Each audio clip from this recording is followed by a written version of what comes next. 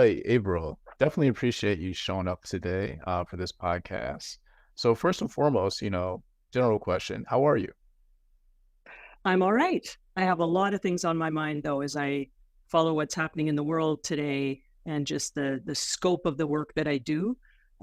It's sometimes hard to take this moment out to really reflect on the work that we do on a global sense. So I appreciate the opportunity to step away from my regular duties for a moment. Yeah, definitely. I certainly agree. I think the world is an interesting place and it's always fluctuating, but at the end of the day, it's the reality of the time that we live in, right? So but that being said, let's kind of get into the nuts and bolts. So, can you tell us a little bit about Doctors Without Borders? Yes, we are a medical humanitarian organization. And the humanitarian means that we respond to crisis. When there is a conflict, when there is an outbreak of a disease like Ebola or cholera, when there is a group of people in a really dire situation in terms of lacking access to humanitarian aid or medical assistance, we are an organization that will step up when there are gaps. So it's a global organization. We have operations in roughly 70 countries. We raise funds all over the world as well, but the US is really the juggernaut in terms of the financial support. We have staff from all over the world. 9/10 of our staff are from the countries where we have those operations, so they would be locally hired, and they can include surgeons and hospital managers, as well as hygienists and logistics people. And we have as a pillar of our focus in our work, not just providing medical humanitarian assistance, but also bearing witness, speaking out. And that goes back to our origins in 1971, where the founders who had been working for the Red Cross, which has this tremendous and valued reputation for discretion, for working in places, often keeping a low profile, not saying what they think, they were frustrated. These were aid workers, doctors, and even some journalists came into the founding group that were saying, you know what, there are times when it is critically important to bear witness, to speak out, to sound the alarm that there's a crisis going on and do everything we can to raise awareness about that. And so that is Doctors Without Borders. And internationally, we are known on the ground by the acronym. All these organizations are often referred to by acronym, and it's MSF. It's not DWB because our original name was Médecins Sans Frontières, which in French means Doctors Without Borders. Wow, that is a mouthful. I kind of wish I knew French. I'm going to pronounce that a little bit better, Yeah, but yeah. that's So incredible. MSF is the shorthand. Okay. So that being said, for people that do not know, technically what your position is, can you kind of tell us a little bit more about your position and also, potentially what are some important lessons you've learned over your career and life? I am the executive director of MSF, or Doctors Without Borders, for the United States. And structurally, we are not a very hierarchical organization. So there are leaders like me in many other countries, and we come together to manage the organization. We are responsible in the US for the fundraising. So we're entirely funded by individual donations, large and small. We don't take government money from USAID or other parts of the US government. We take very little corporate money because we like to maintain that independence. And sometimes it's so vital that our operational model work with undesignated funds, which means we really are at our best when we can immediately respond and pivot to a humanitarian emergency that emerges. So if, for example, we're working in Afghanistan and there is an earthquake, well, we already had a team in Afghanistan and we can jump to it because the funding that we have is general. It's to be used where the needs are greatest. And And so that's essentially the work that I do. And you asked about important lessons that you've learned, that I've learned over my career. Well, one of them is to focus on what you love.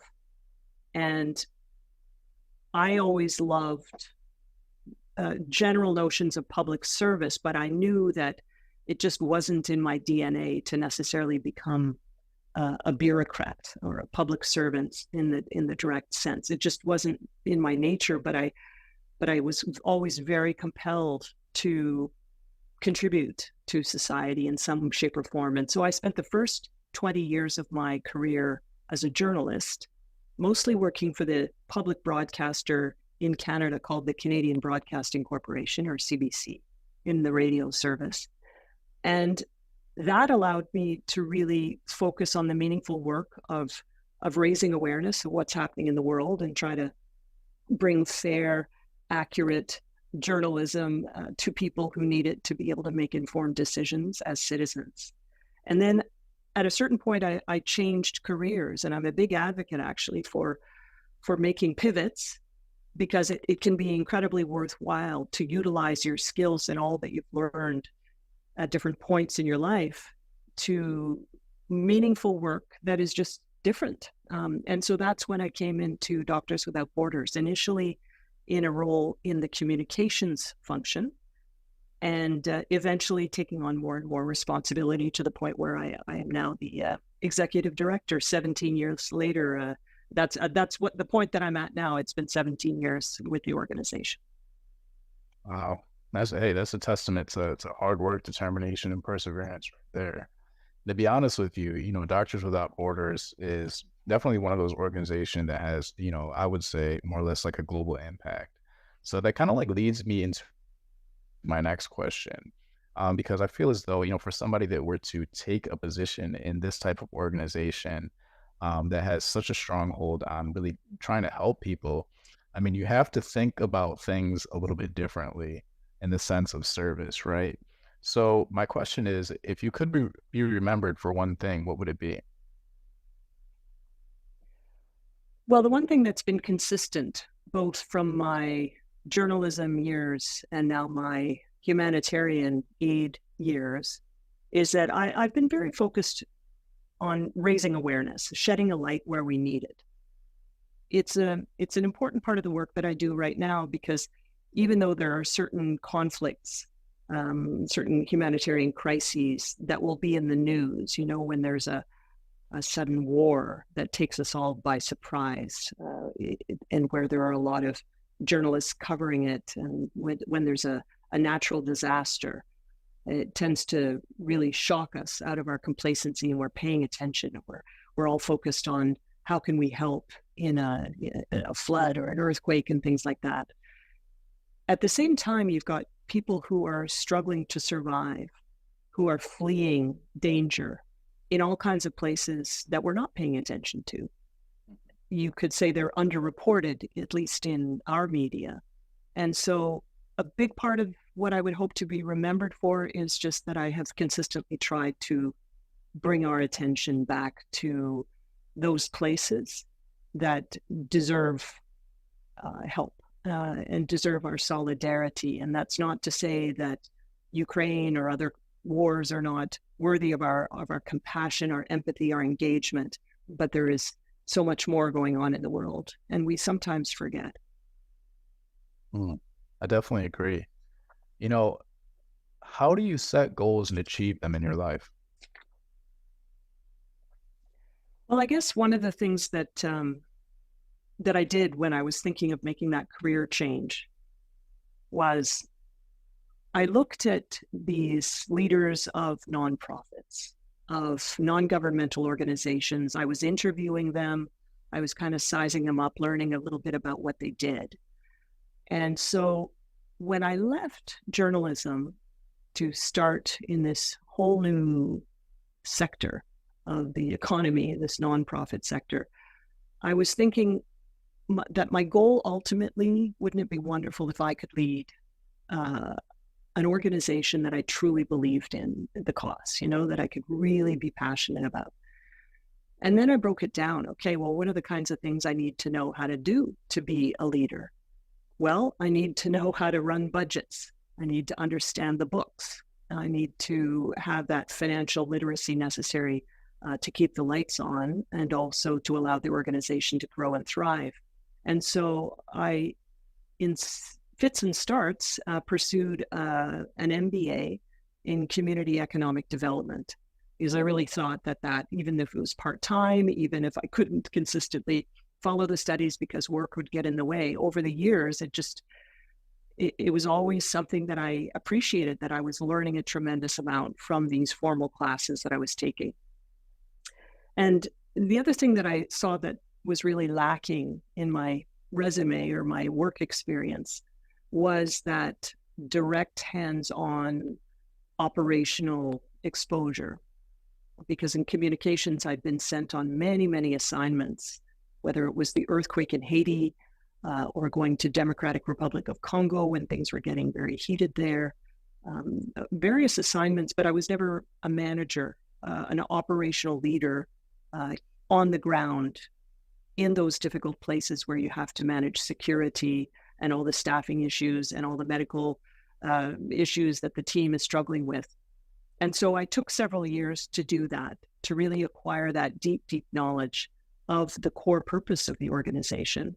So I worked in South Africa, I worked in South Sudan, I worked in Mauritania, leading operations in these very different contexts and really getting into how the whole organization works. Because I knew that, the heart of what we do, frankly, is what happens in the projects at the bedside of the patients and with those communities that we are helping, providing life-saving assistance.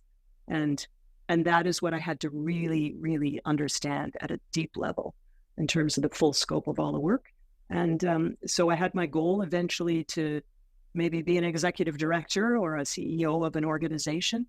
And my approach was just to learn everything I possibly could, even if I was taking my time, even if it was slow, even if I had to take a few steps down in the hierarchy and it was not always razzle dazzle ascendancy up the ladder of leadership. Sometimes I took steps down and sideways in order to learn as much as I could about the whole organization. Very interesting. That being said, if you could go back and give yourself advice 10 years ago, what do you think it would be? I guess in short, it would be that it'll all work out. Because I did have moments of doubt, thinking, what have I done with my life? Why am I here? Why am I living in a mud hut for 9 months and having to traipse across a snake-infested compound to go to the latrine in the middle of the night?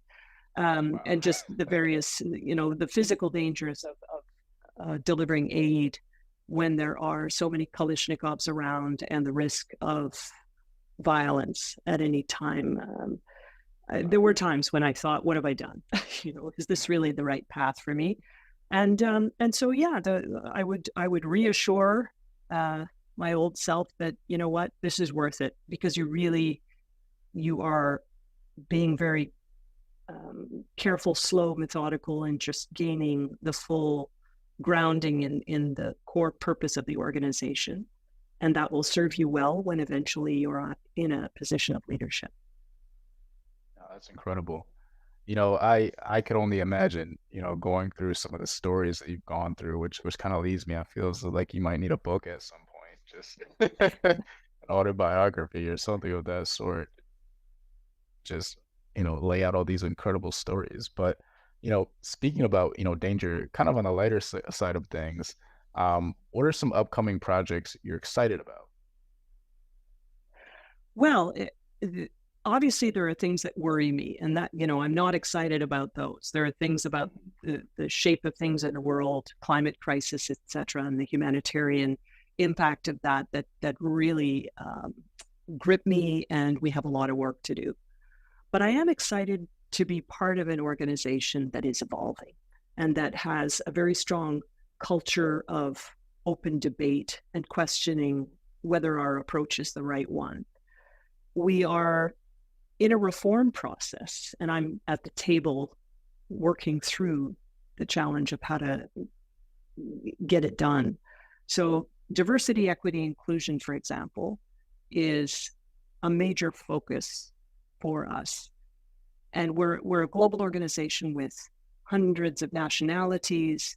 We've always been diverse, but our equity and inclusion has been slow. And that you can say about a good portion of the aid sector, where traditionally these organizations like ours are founded in Europe. A lot of the decisions are still taken in Europe or in North America. We are not giving the same access to power to our colleagues who are 9/10 of the staff. And so what we've been doing in the last decade or so is to really drill down and say, okay, where is the talent? Where can the decisions be made? How can we make those key decisions, entrust them to the people who are closest to the problem and who have lived experience of the challenges. And so I am excited, especially about shifting that balance of power, of supporting emerging leaders, but especially women leaders from those operational areas in what we call the global south or in the developing world, in low income countries, the places where we have this incredible and experienced colleagues who have been working in operations and have very strong opinions and ideas about how things should be run. And my view is that, the most exciting thing we can possibly do is give them more of that power so that they are really able to shine as leaders. And then, see how the aid changes, if it does at all, but at least the legitimacy of where it's coming from and how the decisions are made will be there. And that's important for the people we're helping, because we come in with our notions of, okay, this is a humanitarian crisis. We're the experts. We know what to do. We swoop in. And even if, when I say we swoop in, the international staff we have, more than half of them are from the global south, so to speak. But we come in with our outside views, and we need to spend a lot more time really getting to know those communities in order to make sure that the aid is appropriate, is what people need and want. And the more we have leadership that is really indigenous to the areas, the less time it will take for us to figure it out. So I think on every level, it will lead to higher quality of the humanitarian aid, more relevance for our work. And I am excited about that. Wow, that's incredible. Speaking of your team, I think you kind of alluded to your team a little bit more in that last answer. But, more specifically, how do you get the best out of your team? Well, one of the things that we really hold up is this culture of debate. We need psychological safety for that. I don't know if that's a term that you've come across, but essentially for people to know that if they disagree with the person who's higher up in the hierarchy than them, with the manager, with the boss, that they're safe to say it. One of the things that really heartens me in this organization is that at Doctors Without Borders, we generally are all trying to do the right thing. But our experience and our expertise, our backgrounds are different. And so I might come at a problem from one direction, thinking as somebody who was initially coming into it from communication, who's always thinking about the speaking out aspect of our work. And someone else might come at it purely from a logistical background, somebody else from a medical background. And we're going to argue because we all have different priorities. And it's almost like being blindfolded and we're all touching different parts of the elephant. And one of us says, well, I feel a tail. And the other is saying, well, I feel a trunk. We are trying to figure it out. And so that culture of debate is something where you need that safety to be able to do it.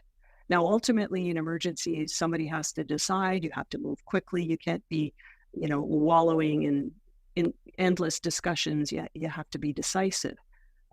But there is this essential quality that comes from having all the views on the table. And the more diverse your teams, the more they feel included, the more they're going to express themselves. And you will discover things over the course of that, hashing it out and really debating things that maybe you haven't thought of before. And that is the beauty of having that open dialogue. in a team. And it's a culture that, even though the cultures all across the organization can be different, it is one quality that I see as a healthy through line, no matter where we are in the world. Mm. I saw you kind of touched on culture. Can you kind of go into that a little bit more in depth? Um, how much does company culture matter to you as a leader? Well, certainly it matters a lot in so far as people really, they want to feel that sense of belonging to the core purpose of the organization. When you come into work with Doctors Without Borders, there's a good chance that the reason you're coming for what is likely to be a little lower pay, you're not going to be making tons of money, you're not, it's there's not a whole lot of glory in it. It's a lot of hard work.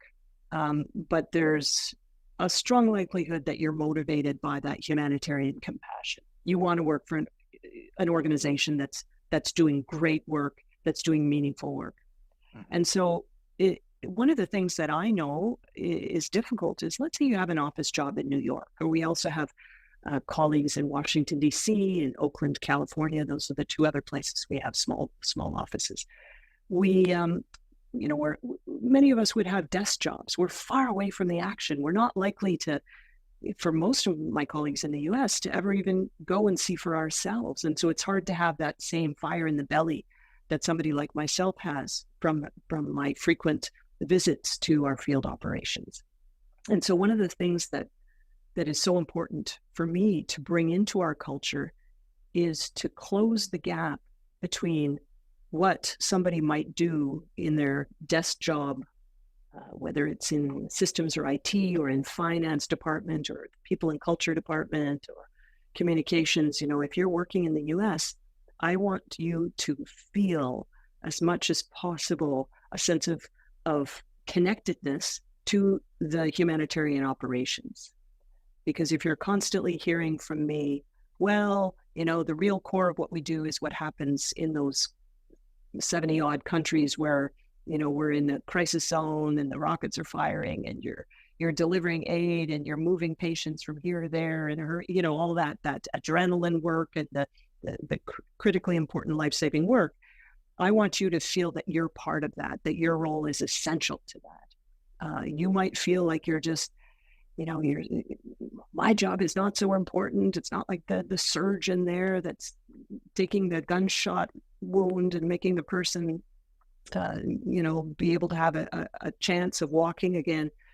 No, your job is important, no matter what it is. We all have our roles to play, even if they're support roles. And so as part of the culture, we try to do a lot of briefings to educate us who are far away working in the US about what's happening in our operations. So we have speakers in, we have presentations, lunch and learn type things, and just a lot of updates so that there's that greater sense of connection between somebody whose work in a support role in an office far away understands that their role is nonetheless vital to keeping things running on the ground in our operational areas. Very interesting. You know, on a more personal level, what are some things or one thing or maybe even a couple of things that you couldn't live without and why? On a personal level, I would say my friends and family. Obviously, we need support, moral support, and even distraction, because a lot of the work that we do is heavy. We're talking about violence and disease and people dying and children dying. And so to have family and friends around who support us, who create those lighthearted moments of love, that's absolutely essential for our own mental health. And the other thing for me that's really important, because I am mindful of the stress, is exercise and just nature. So I do seek those out because I find that it's just it's better for me to manage the stress if I'm exercising regularly, even just a bike ride or a walk, and doing so outside really is helpful. And I couldn't live without it. Little access to nature now and then. Amen. I'm all for it. Yeah. So, what are two books or movies that you would recommend that people read or even listen to? Well, I had a lot of recommendations last year. I was on the jury for a human rights nonfiction book award, and it was hard. So, this is the Christopher Moore Foundation Award, and Okay. they had us read some 13 books. Um, and so many of them were the kinds I would recommend. You know, they were on human rights. So the one we ended up giving the award to was No Escape, the true story of China's genocide of the Uyghurs by Nuri Turkle. And there were so many others, though. There were books about Democratic Republic of Congo and refugees. And there were books about migrants crossing the Mediterranean, trying to flee to safety in Europe. There were books about the need to heal women in Democratic Republic of Congo. There were so many incredible books, and they really got under my skin. Like I couldn't even pick one. It was difficult. And so now, as I'm looking at the new nominees for the 2023, I'm not on the jury this year, but I'm reminded of what a journey it was for me, because I really had to, I wanted to give due consideration to each book. So many of them were fantastic. And yeah, if you go to cgmoorefoundation.org, you'll see that they've posted, a dozen or so of the nominees now. These books I see are about Central African Republic. They're about, one of them is about being a prisoner of the Taliban in Afghanistan. Others are by, I see that Maria Ressa, who's a Nobel Prize winner, has one called How to Stand Up to a Dictator. And there's another one about the Rohingya fleeing Myanmar. And these are all ones that are going to be on my list, because not only will they speak to relevant issues in our world today, but if they're on this list, it means they're also well written, well told, good stories. And that's the way for many of us to get into these kinds of issues. Wow, that's incredible. Honestly, April, I think this has been an incredible interview. We have learned so much about Doctors Without Borders, but not just that, about leadership, culture, ultimately, really just how to impact the world. I think that the work that you and also your colleagues do every single day is really just a huge testament to people that actually have been literally placed on this earth to quite literally create change. And for that, like, I just have to commend you all because you're doing an excellent job. Thank you so much. Really appreciate that. And if any of your listeners want to learn more about us, they can go to our website, doctorswithoutborders.org. And of course, we're on all the social networks as well. So you can learn about the work we do. That's awesome. I'm sure definitely we'll have people definitely at least follow, try and connect on social media. But Yeah. likewise, how can people connect with you? Well, probably the best way is LinkedIn, if not through our website and the different channels there. But yes, Avril Benoît on LinkedIn, and you'll find me there. That's perfect. That's perfect. Avril, hey, I appreciate everything, and likewise, keep creating the incredible impact that you create in so many people's lives every single day. Same to you. I appreciate it. Thank you so much. Thank you.